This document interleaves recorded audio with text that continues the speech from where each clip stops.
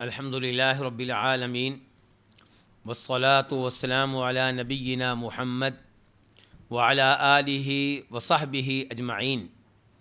آج ہم چھٹا قاعدہ پڑھیں گے، اور یہ چھٹا قاعدہ کون سے قواعد میں سے ہے؟ قواعد الترجیح المتعلقۃ بلغۃ العرب، اور مبحث الاول قواعد الترجیح المتعلقۃ باستعمال العرب للالفاظ والمبانی۔ قاعدہ کیا ہے کہ اذا اختلفت الحقیقۃ العرفیہ والحقیقۃ اللغویہ فی تفسیر کلام اللہ تعالی قدمت العرفیہ۔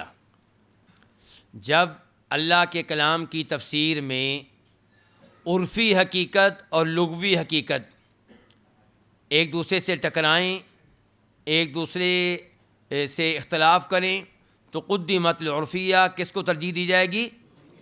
عرفیہ کو۔ یعنی کہ اب یہاں پہ شرعی حقیقت نہیں ہے، ایک حقیقت کون سی ہے؟ لغوی، اور ایک کیا ہے؟ عرفی۔ تو ترجیح کس کو دی جائے گی؟ عرفی کو ترجیح دی جائے گی۔ سورۃ القاعدہ پڑھیں انس بیٹا۔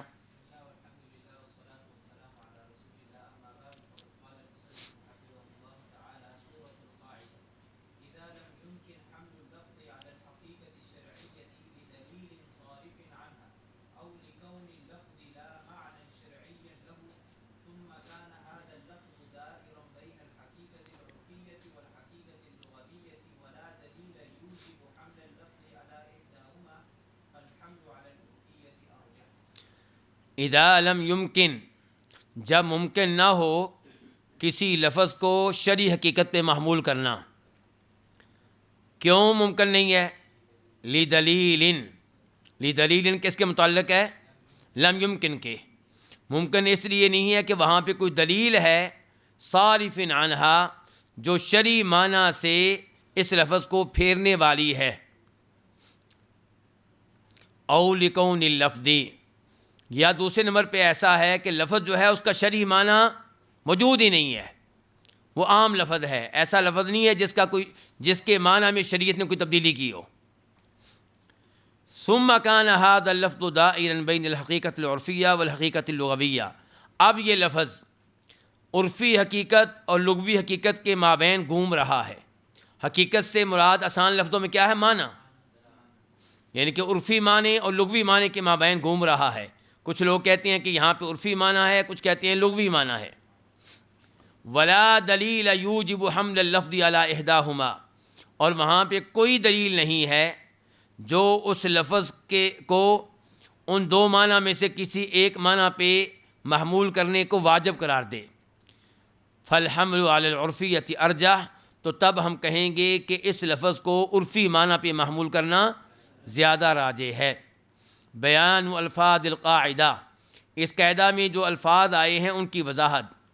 ایک لفظ کیا ہے؟ الحقیقت اللغویہ، اور یہ ہم اس کی تعریف پڑھ چکے ہیں۔ ایک کیا ہے؟ الحقیقت العرفیہ۔ جی پڑھیں انس۔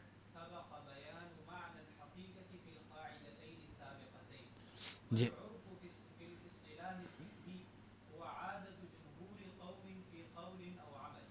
اچھا، فقہی اصطلاح میں عرف کس کو کہتے ہیں؟ کسی قول کے بارے میں یا کسی عمل کے بارے میں کسی قوم کے اکثر لوگوں کی عادت، اکثر لوگوں کی عادت۔ مثال کے طور پہ جامعہ سلفیہ اسلام آباد میں داخل ہو جائیں تو طالب علم آپس میں گفتگو کر رہے ہیں، یا طالب علم جامعہ سلفیہ کے ہیں اسی مرکز میں آ کے گفتگو کر رہے ہیں، یا طالب علم جامعہ سلفیہ کے ہیں گفتگو اگرچہ وہ کسی اور شہر میں بیٹھ کے کر رہے ہیں، تو اب وہ کہتے ہیں جی حافظ صاحب نے یہ کہا، حافظ صاحب نے یہ کہا، حافظ صاحب نے یہ کہا۔ اب لفظ حافظ صاحب یہ کس پہ بولا جاتا ہے؟ پہلی بات تو یہ عام عرف ہے پورے پاکستان کا، وہ کیا کہ حافظ قرآن پہ بولا جاتا ہے، اور کسی زمانے میں کس پہ بولا جاتا تھا؟ حافظ الحدیث پہ۔ اب کس پہ بولا جاتا ہے؟ حافظ قرآن پہ۔ اچھا، اب جامعہ میں حافظ صاحب کہہ رہے ہیں تو آپ لوگ کس کو کہتے ہیں جی؟ حافظ شفیق صاحب کو۔ لو جی طے ہو گیا۔ تو جامعہ کے عرف کے مطابق حافظ صاحب سے مراد کون ہوں گے جی؟ حافظ شفیق صاحب۔ چلیں پھر ایک اور پوچھ لیتے ہیں آپ سے، مثال کے طور پہ جی مقصد اصلی یہ آپ کا لفظ استعمال ہوتا ہے بھائی، مجھے تو پتہ بھی نہیں آپ لوگ استعمال کرتے ہوں گے پھر. لو جی، مقصد اصلی جو ہے جامعہ سلفیہ میں استعمال ہو تو بتا دیں جی کھانے پہ استعمال ہوتا ہے. ٹھیک ہو گیا، صحیح ہے. جو چیز ہم سمجھ رہے ہیں اس کے لحاظ سے بالکل ٹھیک ہے یہ. اور پھر مثالیں دیں جی آپ جامعہ میں اور کس لفظ کو کس معنی ہم استعمال کرتے ہیں. اچھا بھائی نہیں، یہ میں ریکارڈ نہیں کروانا چاہوں گا، کوئی اور کہیں، کوئی اور. اب ڈاکٹر صاحب پتہ نہیں آپ کسی ایک کو کہتے ہیں کہ نہیں کہتے. ویسے 4-5 ڈاکٹر ہیں ماشاءاللہ جامعہ میں. ڈاکٹر لو جی، یہ 7ویں کلاس کا عرف ہو گیا، جامعہ کی 7ویں کلاس کا عرف کہ یہ لوگ ڈاکٹر صاحب سے مراد لیتے ہیں ڈاکٹر عارف صاحب کو، اور جامعہ میں ڈاکٹر طاہر صاحب کو. لو جی، ہاں جی، اچھا چلے، نہیں یہ نہیں اس کی مثال میں نہیں دوں گا. جہاں تھوڑا سا خطرہ ہو کہ شاید منفی معنی میں آپ استعمال کر رہے ہیں، اس کی مثال میں نہیں دوں گا. تو یہ ہے، اب سمجھ گئے آپ عرف کا معنی. پھر یہ مراد ہے ہوا عادت جمہور قوم فی قول او عمل، کسی قول یا کسی عمل کے بارے میں جمہور لوگوں کی عادت کو کیا کہتے ہیں؟ عرف فقہی اصطلاح میں. واما اثبات الاسم من جہت عرف الاستعمال، جہاں تک تعلق ہے کسی لفظ کو ثابت کرنے کا استعمال کے عرف کی جہت سے، فہوا، تو اس سے مراد کیا ہے؟ ان یکون اللفظ فی اللغت موضوعا لمعنی، کہ کوئی لفظ عربی لغت میں وضع کیا گیا ہو. موضوعاً سے مراد کیا ہے؟ وضع کیا گیا ہو، لمعنی، کسی معنی کے لیے، کسی مفہوم کے لیے. الا ان الناس استعاروہ فی غیرہ واستعملوہ فیہ، مگر لوگوں نے اس کو کسی اور معنی میں عاریتاً استعمال کیا، اور ان کا استعمال اس معنی میں، اس معنی کے لیے بڑھ گیا، لہو، اس معنی کے لیے، یہاں تک کہ غالب آ گیا اس معنی پہ علی ما وضع لہ اللفظ فی اللغہ، اس معنی پہ یہ معنی غالب آ گیا جس معنی کے لیے اس لفظ کو عربی لغت میں وضع کیا گیا تھا. تو یہ کیا کہلائے گا پھر؟ یہ اس کا عرفی معنی کہلائے گا. چلیں جی آگے پڑھیں جی. لو جی، امام شاطبی سے بھی آپ کی ملاقات ہو رہی ہے. مجھے نہیں امید کہ اس سے پہلے آپ کی امام شاطبی سے باقاعدہ کوئی ملاقات ہوئی ہو. ویسے تو کئی مشائخ نے یہ نام آپ کی کلاس میں استعمال کیا ہوگا، لیکن باقاعدہ کوئی اس کی ایک عبارت ان کی پڑھی گئی ہو، میرے خیال میں شاید آپ لوگ پہلی بار پڑھ رہے ہوں گے. ایسا ہی ہے؟ ہاں نہیں، وہ قرات کے میدان میں. اچھا نہیں، قرات کے میدان میں پکی بات ہے. یہ اور ہے، مجھے نہیں پتا یہ اور ہیں، میرے لمحے بہرحال نہیں ہے، آپ بہتر جانتے ہوں گے. ٹھیک ہے، اگر ڈاکٹر صاحب نے بتایا تو انشاءاللہ پھر تو بات صحیح ہوگی. جی ہاں. تو بہرحال امام شاطبی سے آپ کی ملاقات پہلی بار ہو رہی ہے. ان کی مشہور و معروف 2 کتابیں ہیں، ان کے نام بتائیں. الاعتصام، نمبر 2 الموافقات. شیخ صاحب موجود ہیں یہاں پہ؟ انس ہاتھ لگائیں جی، دکھائیں مشائخ کو. یہ 7 جلدوں میں الموافقات. یہ کتاب آپ بار بار سنتے رہیں گے اور پڑھنے کا بھی انشاءاللہ آپ کو موقع ملے گا. یہ الاعتصام 2 جلدیں دکھا دیں. جی ہاں، ادھر اوپر کریں نا ان کو تھوڑا سا. دونوں کی تحقیق ابو عبیدہ مشہور بن حسن سلمان کی، وہ بھی ان کی ہے نا؟ یہ تحقیق پڑھی ہوئی ہے. اچھا، آپ کے پاس دوسرا کون سا پڑھا ہوا ہے؟ اچھا چلیے جی. تو بہرحال یہ ہیں جی امام شاطبی. ویسے امام شاطبی کا ایک دفعہ تذکرہ ہماری کلاس میں منفی انداز میں پہلے ہو چکا ہے. کس کو یاد ہے؟ جی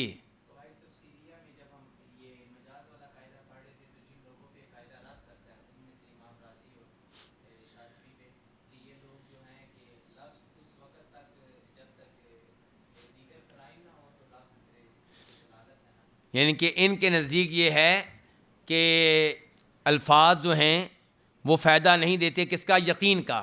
کیونکہ کئی احتمالات ہو سکتے ہیں، اور امام شاطبی کا جب اس فیلڈ میں نام آیا تو آپ میں سے کئی لوگوں نے تعجب کیا. جب میرے پاس یہ نام آیا تھا تو مجھے بھی بڑا تعجب ہوا تھا، امام شاطبی سے ایسی چیز ملے تو دھچکا لگتا ہے، ٹھیک ہے۔ بلکہ شیخ صالح فوزان حفظہ اللہ سے پوچھا گیا کہ آپ کیا کہتے ہیں امام شاطبی کی ان 2 کتابوں کے بارے میں، الاعتصام والموافقات؟ کہنے لگے اچھا، امام شاطبی کے بارے میں، ان کی کتابوں کے بارے میں مجھ سے پوچھا جائے گا؟ کیا مطلب؟ یعنی کہ وہ عظیم انسان ہیں، میرے جیسے آدمی سے ان کے بارے میں پوچھا جائے گا کہ بھی کیا کہتے ہیں آپ، یعنی کہ قبول کریں کہ نہ کریں، مانیں کہ نہ مانیں؟ تو اتنے عظیم ہیں امام شاطبی، تو یہ بہت ہی عظیم امام ہیں۔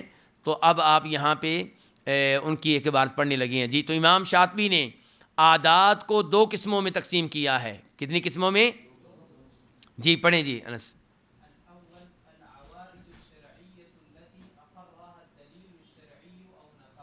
وہ شرعی عادات جنہیں شرعی دلیل جن کا کیا کرتی ہے؟ اقرار کرتی ہے، جن کو تسلیم کرتی ہے، او نفاہا، یا شرعی دلیل جن کی کیا کرتی ہے؟ نفی کرتی ہے، جن کو شریعت ماننے کے لیے تیار نہیں ہے۔ یعنی کچھ وہ شرعی عادات ہیں جن کو شرعی دلیل کہتی ہے کہ یہ عادات ٹھیک ہیں، لوگوں کی، لوگوں میں پائی جانے والی یہ عادات ٹھیک ہیں، درست ہیں، اور کچھ وہ عادات ہیں جن کو شریعت نہیں مانتی، ان کو بھی شرعی عادات کہیں گے، اس لحاظ سے کہ شریعت نے گفتگو تو کی ہے نا، شریعت نے اس کے بارے میں کچھ بتایا تو ہے نا، تو اس لحاظ سے کیا کہا گیا ان کو؟ شرعی عادات جی۔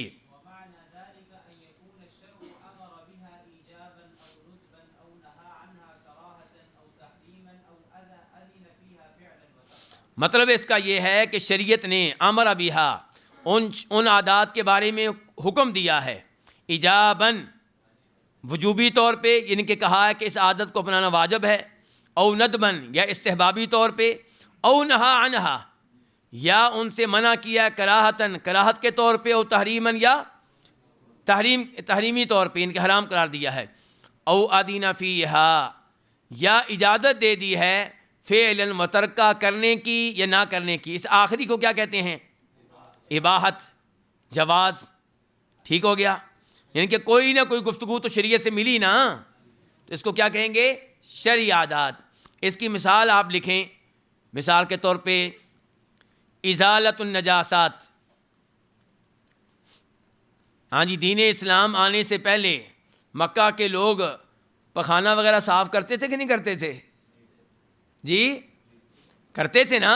تو یہ لوگوں کی عادت ہے جس کو شریعت نے آ کے کیا دیا؟ اس کا واجب قرار دیا، اس کے اختیار کرنے کو واجب قرار دیا۔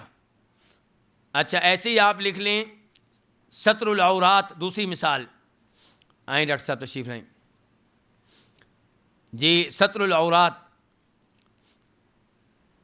ستر العورات سے مراد کیا ہوگا؟ شرمگاہ کو ڈھانکنا۔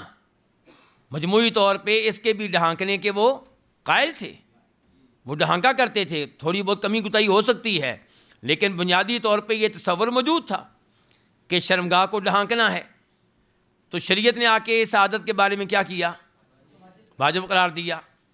اچھا تیسری مثال آپ لکھ لیں، سلب العبد اہلیت الشہادہ، یعنی کہ غلام سے شہادت کی اہلیت کو کیا کر لینا؟ یعنی کہ اس کہنا کہ غلام کی شہادت نہیں چلے گی، غلام کی شہادت نہیں چلے گی، وہ شہادت کے قابل نہیں ہے، اس کے لائق نہیں ہے۔ چلیں، تو یہ وہ امور ہیں جن کے بارے میں شریعت نے کلام کیا۔ آگے پڑھیں جی۔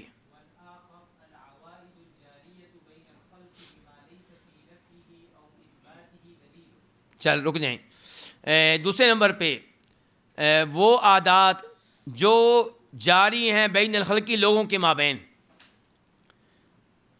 ان میں سے جن کے بارے میں لیس دلیل، جن کے بارے میں کوئی دلیل نہیں ہے، فی نفی او اثبات ہی، ان عادات کی نفی یا ان کے اثبات کے بارے میں شریعت کیا ہے؟ خاموش ہے۔ شریعت کیا ہے؟ خاموش ہے۔ اچھا اب میں اس کی مثال خود امام شاطبی سے لے کے آپ کو دے رہا ہوں، ٹھیک ہے؟ وہ کیا ہے؟ کشف الراس، کشف سر کو ننگا رکھنا، سر کو ننگا رکھنا۔ جیسے ساران بھائی کا گھر ہے، یہ سر ہے، انس کا سر ہے اس وقت، ٹھیک ہے؟ تو امام شاطبی نے کیا کہا اس کے بارے میں؟ کہتے ہیں کہ یہاں پہ لوگوں کی عادات کی طرف دیکھا جائے گا. کہتے ہیں کہ مشرق والوں کے نزدیک مشرق میں سر کو ننگا رکھنا کبھی سمجھا جاتا ہے. کہاں؟ مشرق میں. اور مغرب میں سر کو ننگا رکھنے کو کبھی نہیں سمجھا جاتا، کبھی نہیں سمجھا جاتا. تو ہر ملک کی عادت کا کیا ہوگا؟ اعتبار ہوگا، کیونکہ شریعت اس بارے میں کیا ہے؟ خاموش ہے. شریعت چونکہ خاموش ہے تو اس لیے ہر قوم کی اپنی عادت کا اس میں کیا ہوگا؟ اعتبار ہوگا. یہاں عرف کا اعتبار ہوگا، مراد یہ ہے یہاں عرف کا عادت کا کیا ہوگا؟ اعتبار ہوگا. سعودی علماء کرام سے جب بھی مسئلہ پوچھا گیا سر ڈھانکنے نہ ڈھانکنے کے بارے میں تو انہوں نے ماشاءاللہ اسی کے مطابق فتویٰ دیا ہوا ہے. ان کے کئی فتاویٰ آپ کو ملیں گے اس موضوع کے اوپر. تو وہ یہی کہتے ہیں کہ جس ملک میں سر ڈھانکنے کو اچھا سمجھا جاتا ہے تو وہاں نماز میں سر ڈھانک کر ہی آنا چاہیے، اور جن ممالک میں سر ڈھانکنے کو خوبی نہیں سمجھا جاتا تو وہاں سر ڈھانکنے کو خوبی قرار نہیں دیا جائے گا. وہاں پہ اگر کوئی ننگے سر بھی آتا ہے تو کوئی مسئلہ نہیں ہے، کوئی بات نہیں ہے، کوئی مسئلہ نہیں کسی قسم کا. تو وہ اسی پہ ان کے دار و مدار ہے، عرف کے اوپر. چلیں جی. اور یہ مثال کس کی طرف سے؟ امام شاطبی کی طرف سے. کئی لوگ اس سے اختلاف کر سکتے ہیں، کئی لوگ اس سے اختلاف کر سکتے ہیں. چلیں جی. یہاں تک تعلق ہے پہلی قسم کا تو یہ ثابت ہوگی دیگر شرعی امور کی طرح. جیسے دیگر شرعی امور کو لیا جائے گا ان کو بھی لیا جائے گا جی. اور یہاں پہ گفتگو ختم ہو چکی ہے کس کی؟ امام شاطبی کی. آگے چلیں جی. تو اس میں دیکھا کس کی طرف جا رہا ہے؟ اعتبار کس کا کیا جا رہا ہے؟ اس شرعی دلیل کا جس نے اس کے اوپر حکم لگایا ہے جی.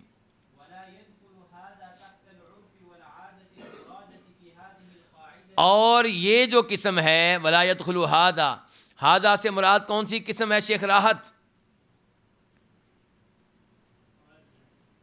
جی فرقان، پہلی والی.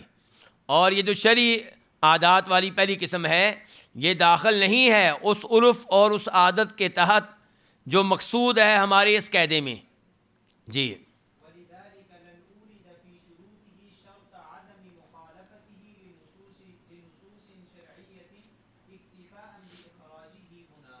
اس لیے لن اوریدا میں ہرگز نہیں ذکر کروں گا فی شروط ہی اس کے شرائط میں. کس کی شرائط میں؟ عرف کی شرائط میں. میں ہرگز نہیں ذکر کروں گا اس کی شرائط میں. کون سی شرط؟ کہ وہ عرف جو ہے شرعی نصوص کے مخالف نہ ہو. کیونکہ ہم نے پہلے یہاں پہ کہہ دیا ہے کہ دوسری قسم سے مراد وہ قسم ہے جس کے بارے میں شریعت خاموش ہے. تو بعد میں جا کے ہم شرط لگائیں جی وہ عرف قابل قبول ہوگا جو شریعت کے مخالف نہ ہو. تو اس کا مطلب تو یہ ہے کہ شریعت نے کوئی گفتگو کی ہے اس کے بارے میں، جبکہ ہم تو گفتگو کر رہے ہیں اسی عرف کے بارے میں جس کے بارے میں شریعت کیا ہے؟ خاموش ہے. چلیں جی. جہاں تک تعلق ہے دوسری قسم کا تو وہی یہاں پہ مقصود ہے. سمیع اللہ کون سی؟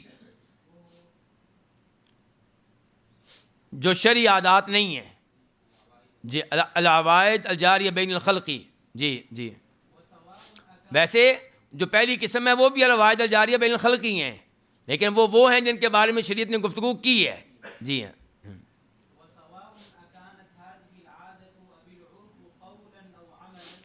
برابر ہے کہ یہ عادت یا یہ عرف قولی ہو یا عملی ہو جی. عملی ہو جی.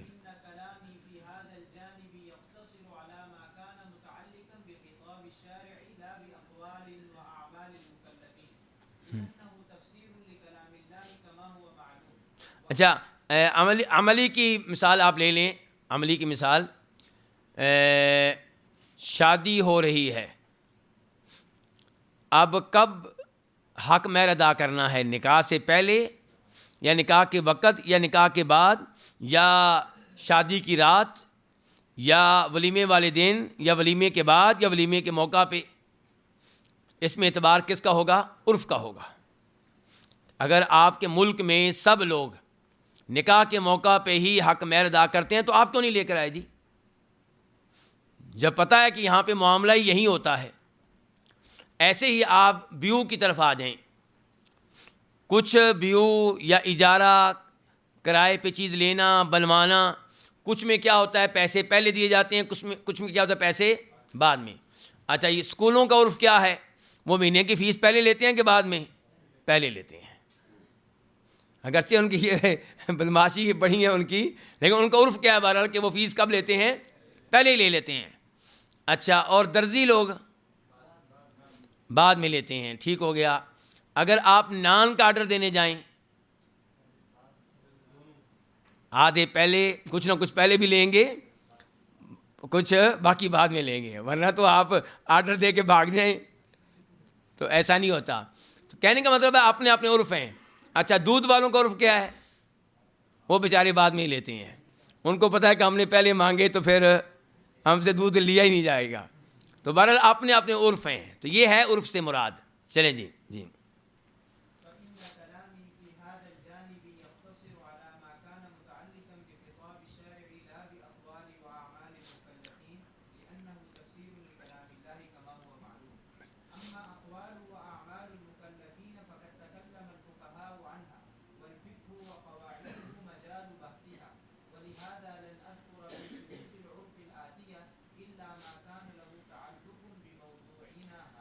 اچھا تو یہ کہہ چکے کتاب کے مؤلف کہ یہ عادت یہ عرف قولی ہوگی یا عملی ہوگی۔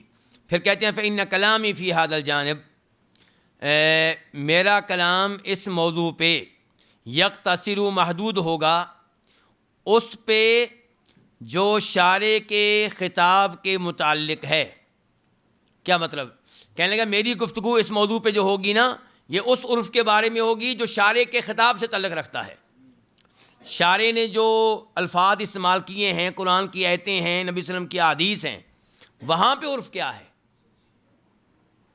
لا باقوال و اعمال المکلفین، مکلفین کے اپنے اقوال، ان کے اعمال، وہ ہمارا موضوع نہیں ہے۔ جتنی مثالیں میں نبی دی ہیں یہ ہمارا موضوع نہیں تھی۔ یہ درزی کیا کرتا ہے، دودھ والا کیا کرتا ہے، یہ کیا نہیں کرتا، یہ ہمارے یہاں پہ قواعد و ترجیح مفسرین میں اس کا کوئی تعلق واسطہ نہیں ہے، کیونکہ یہ مکلفین لوگوں کے اعمال ان کے اقوال ہیں۔ لیکن دیکھنا یہ ہے کہ شارع کے الفاظ کے معاملے میں کیا عرف ہے۔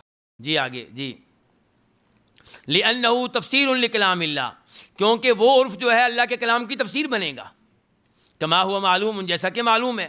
اما اقوال و اعمال مکلفین، جہاں تک تعلق ہے لوگوں کے اقوال ان کے اعمال، تو ان کے بارے میں گفتگو ہم نہیں کریں گے۔ کون کریں گے؟ فقہا، اور وہ کر چکے ہیں۔ اور اس کی بحث کا مجال جو ہے وہ کیا ہے؟ فقہ اور قواعد الفقہ، ٹھیک ہو گیا۔ وَلِهَذَا لَنْ أَذْكُرَ فِي شُرُوطِ الْعُرْفِ الْآتِيَةِ، اس لیے میں عرف کی آنے والی شرائط میں ہرگز نہیں ذکر کروں گا إِلَّا مَا كَانَ لَهُ تَعَلُّقٌ بِمَوْضُوعِنَا هَذَا، مگر وہی شرائط جن کا تعلق ہوگا ہمارے اس موضوع سے۔ سمجھ گیا علماء کرام؟ چلیں جی جی اس عرف کی کیا شرائط ہیں جس کو آپ لغت کے اوپر ترجیح دینے لگے ہیں؟ جی پہلے مختصر پڑھیں ایک شروع کی لائن جی۔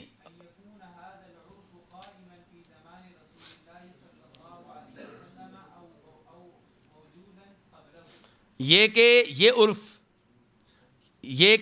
اللہ کے رسول صلی اللہ علیہ وسلم کے زمانے میں موجود ہو یا آپ سے پہلے ہی موجود ہو۔ آج کے عرف کا اعتبار، اچھا آج کے عرف کا اعتبار کیوں نہیں ہوگا جی ساتھ بیٹا؟ اب پتہ چلے گا کون کلاس میں ہے۔ آج کے عرف کا اعتبار کیوں نہیں ہوگا؟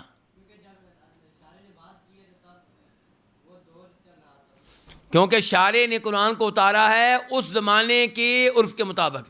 وما ارسلنا من رسول الا بلسان قومہ، اللہ تعالیٰ نے عربوں کی زبان کے مطابق قرآن نازل کیا، ان کے عرف، ان کی لغت کے مطابق۔ تو جس معنی میں جس لفظ کو وہ استعمال کرتے تھے اس کے مطابق وہ لفظ آیا ہے۔ یہ نہیں کہ آج پاکستان میں بیٹھ کے ہم کوئی چیز طے کر لیں اور کہیں ختم اللہ علی قلوبہم ختم شریف ثابت ہو گیا، تو ایسا نہیں ہوگا، ٹھیک ہو گیا۔ چلیں جی شیخ صاحب آگے نمبر 2 جی۔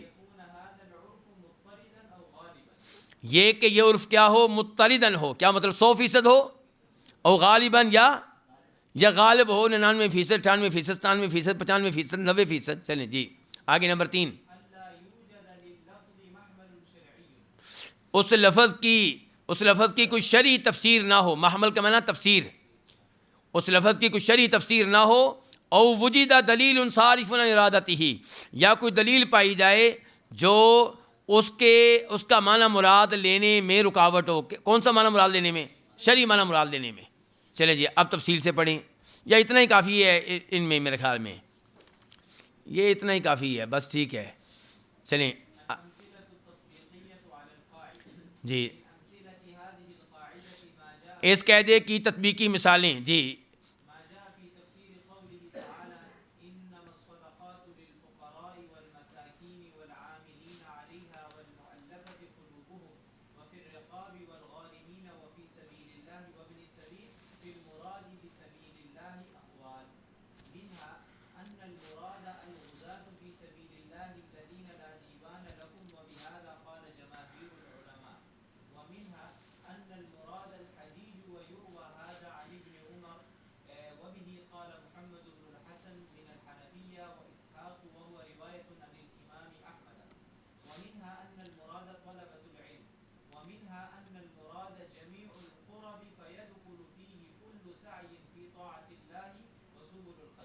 چلیں رک جائیں، لو جی اب سمجھیں یہ آیت آپ کے بارے میں ہے، بڑی خطرناک آیت آپ کے لحاظ سے۔ آپ کے لیے زکوٰۃ لینے کا کیا حکم ہے؟ جامعہ سلفیہ اسلام آباد کے طالب علموں کے لیے زکوٰۃ کا کیا حکم ہے؟ چلیں جی، تو اس قاعدے کی مثالوں میں سے یہ آیت ہے کہ سوائے اس کے نہیں، زکوٰۃ کن کے لیے ہے؟ فقیروں کے لیے، مسکینوں کے لیے، اور ان کے لیے والعاملین علیہا، جو زکوٰۃ جمع کرنے کے لیے محنت کرتے ہیں، والمؤلفۃ قلوبہم، اور ان کے لیے جن کے دل جیتنا مقصود ہوں، وفی الرقاب، غلام وغیرہ آزاد کرنے کے لیے، والغارمین، اور یہ زکوٰۃ ان کے لیے ہے جن پہ کوئی چٹی وغیرہ پڑ جائے، صلح کرانے کے چکر میں ان کے اوپر جرمانہ پڑ گیا، چٹی پڑ گئی، یعنی کہ انہوں نے مثال کے طور پہ ذمہ داری اٹھائی تھی کہ جناب آپ دونوں لڑائی بند کر دیں، اور یہ عبدالصمد نے آپ کے پیسے دینے ہیں، میں گارنٹی دیتا ہوں 1 مہینے کے اندر یہ دے دے گا۔ عبدالصمد کہاں قابو آنے والا تھا؟ اب جس نے گارنٹی دی ہے وہ قابو آ گیا، 1 لاکھ روپیہ اس کو ادا کرنا پڑ گیا۔ تو چاہے وہ امیر ہے، یہ 1 لاکھ روپیہ زکوٰۃ میں سے لے کر اس کو دیا جا سکتا ہے۔ وفی سبیل اللہ، اور اللہ کے راستے میں، اردو میں ترجمہ تو یہی رہے گا، وابن السبیل، اور مسافر کے لیے۔ تو فی المرادی بسبیل اللہ اقوال، اس میں کئی اقوال ہیں۔ پہلا قول ان المراد، اس سے مراد الغزاۃ فی سبیل اللہ، اللہ کی راہ میں وہ لڑنے والے، الذین لا دیوان لہم، جن کو کوئی سیلری نہیں ملتی، جن کا رجسٹر میں نام موجود نہیں ہے۔ کون سا رجسٹر؟ تنخواہ والا رجسٹر۔ وبہذا قال جماہیر العلماء، اور یہ قول کن کا ہے؟ جمہور علماء کرام کا ہے۔ ومنہم ابن زید، آپ لکھ سکتے ہیں آگے، ان میں سے ایک کون ہے؟ عبد الرحمن بن زید بن اسلم۔ اچھا یہاں پہ ایک حدیث بھی، آپ اس کا نمبر لکھ لیں کیونکہ تفصیل سے آپ لکھیں گے تو ہم لیٹ ہو جائیں گے۔ حدیث کا نمبر یہ کہ ابو داؤد شریف کی حدیث ہے 1635، 1635۔ شیخ البانی رحمہ اللہ نے اس کو صحیح قرار دیا ہے۔ ابو سعید خدری اس کے راوی ہیں، فرماتے ہیں نبی علیہ الصلوۃ والسلام لا تحل صدقۃ لغنی، کسی مالدار کے لیے زکوٰۃ لینا جائز نہیں ہے۔ یہاں صدقہ کا معنی کیا ہے؟ زکوٰۃ۔ الا لخمسہ، مگر 5 قسم کے مالدار زکوٰۃ لے سکتے ہیں۔ نمبر 1 لغازن فی سبیل اللہ، اللہ کی راہ میں لڑنے والا۔ تو یہ وہ چیز ہے جس کا تعلق ہے ہماری آیت سے، یعنی کہ حدیث سے ثابت ہو رہا ہے کہ اللہ کی راہ میں لڑنے والا یہ زکوٰۃ لے سکتا ہے چاہے امیر ہو، لیکن اس حدیث سے یہ ثابت نہیں ہو رہا کہ دوسرے نہیں لے سکتے۔ لیکن بہرحال کم از کم جو معنی مراد دے رہے ہیں اس کا ثبوت حدیث سے مل گیا، دوسروں کی نفی فی الحال اس حدیث میں موجود نہیں ہے۔ آگے چلیں، او لعامل علیہا، فرمایا جو زکوٰۃ جمع کرنے والا ہے وہ چاہے امیر ہے، وہ اپنی محنت کے پیسے زکوٰۃ سے لے گا۔ تیسرے نمبر پہ او لغارم، وہی جس کا پہلے میں بات کر چکا ہوں۔ چوتھے نمبر پہ او لرجل اشتراھا بمالہ، وہ آدمی جو زکوٰۃ کو خرید لے اپنے مال سے۔ کسی کو زکوٰۃ میں کوئی چیز ملی ہے اور کسی اور نے وہ اپنے پیسوں سے خرید لی ہے تو ٹھیک ہے.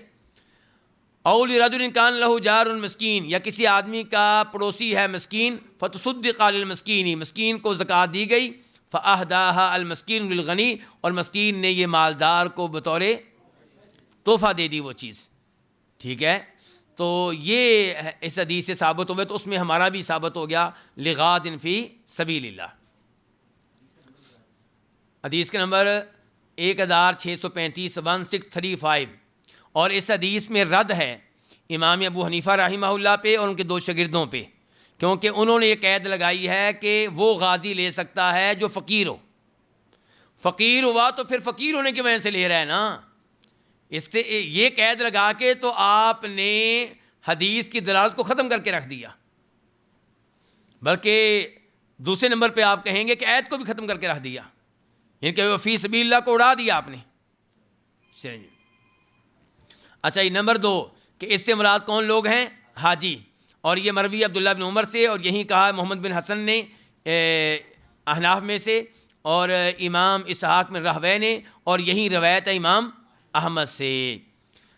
لیکن اس سے یہ واجب نہیں آتا کہ یہ لوگ پہلے معنی کا انکار کرتے ہیں، پہلے معنی کو بھی مانتے ہیں اور ساتھ ساتھ کہتے ہیں کہ حاجی بھی اس میں داخل ہیں، کس میں؟ وفی سبیل اللہ. اور اس بارے میں ایک روایت بھی ہے، شاید آگے وہ تذکرہ کریں گے. نمبر 3 اس سے مراد ہیں طلبۃ العلم، کون؟ دین کے طالب علم. نمبر 4 ان المراد جمیع القرب، کہ اس سے مراد سارے خیر کے کام ہیں. فیدخل فیہ کل سعی فی طاعۃ اللہ، تو اس میں ہر وہ محنت داخل ہو جائے گی جو اللہ کی اطاعت میں ہے، تاکہ پھر مسجد بھی داخل ہو جائے گی. وسبل الخیر، خیر کے، وسبل الخیر، اور ہر وہ سعی داخل ہو جائے گی جو خیر کے کاموں میں ہے، خیر کی راہوں میں ہے. وَأَوْلَىٰ هَٰذِهِ الْأَقْوَالِ بِتَفْسِيرِ الْآيَةِ، اس آیت کی تفسیر کے لحاظ سے ان اقوال میں سے راجح قول کون سا؟ القول الاول، وَهُوَ أَنَّ الْمُرَادَ الْغُزَاةُ فِي سَبِيلِ اللَّهِ، اور وہ یہ ہے کہ اس سے مراد کون ہے؟ اللہ کی راہ میں لڑنے والے. وَيَكَادُ يَكُونُ مُجْمَعًا عَلَيْهِ، قریب ہے کہ یہ قول متفق علیہ ہو. یہ پہلی دلیل ہوگی اس کی. مجمع علیہ کو اوپر نمبر 1 لکھ لیں بے شک. وَذَلِكَ عِنْدَ الْعُلَمَاء، کیونکہ وہ علماء جنہوں نے کہا ہے بغیرہ، اس کے علاوہ، کس کے علاوہ؟ الجہاد فی سبیل اللہ، اس قول کے علاوہ. ٹھیک ہے، تو ادخلوہ معہ، انہوں نے بھی اس قول کو اپنے دوسرے قول کے ساتھ داخل رکھا ہے. یعنی کہ جو کہتے ہیں حاجی مراد ہیں، وہ بھی کہتے ہیں کہ غازی بھی مراد ہیں. جو کہتے ہیں طالب علم مراد ہیں، وہ کیا کہتے ہیں؟ غازی بھی مراد ہیں. وَاقْتَصَرَ عَلَيْهِ آخَرُونَ، جبکہ دوسروں نے اسی پہ اکتفا کیا. کس پہ؟ پہلے قول پہ. فلم یذکروا غیرہ، دوسرا قول انہوں نے ذکر کیا ہی نہیں. ان میں سے ایک امام طبری بھی ہیں. آگے پڑھیں جی. جی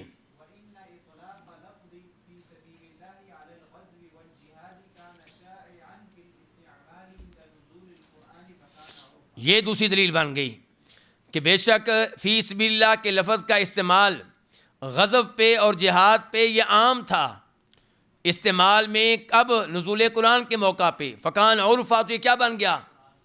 اس زمانے کے لوگ فی سبیل اللہ کے لفظ کس پہ استعمال کرتے تھے؟ جہاد پہ استعمال کرتے تھے.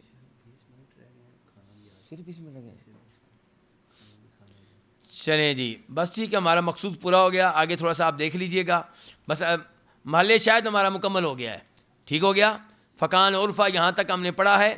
اور یہ 2 لائنیں پڑھ لیں. پڑھیں.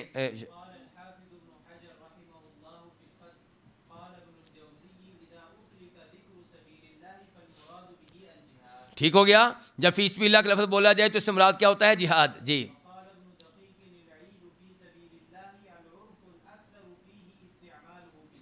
فی الجہاد.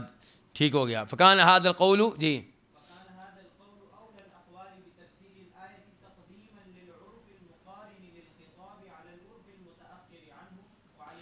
تو یہ قول اقوال میں سے زیادہ راجح ہے اس آیت کی تفسیر کے اعتبار سے. اور راجح کیسے ہے؟ تقدیماً، فوقیت دیتے ہوئے، ترجیح دیتے ہوئے اس عرف کو جو خطاب کے ساتھ جڑا ہوا ہے. ترجیح کس پہ دیتے ہوئے؟ اس عرف پہ جو سے بعد میں ہے. بعد والے فی سبیل اللہ کو جہاں مرضی استعمال کرتے رہیں. وعلی الاستعمال لغوی، اور لغوی استعمال پہ بھی یہ کیا ہے؟ مقدم ہے. چلیں بس یہاں پہ. بارک اللہ فیکم.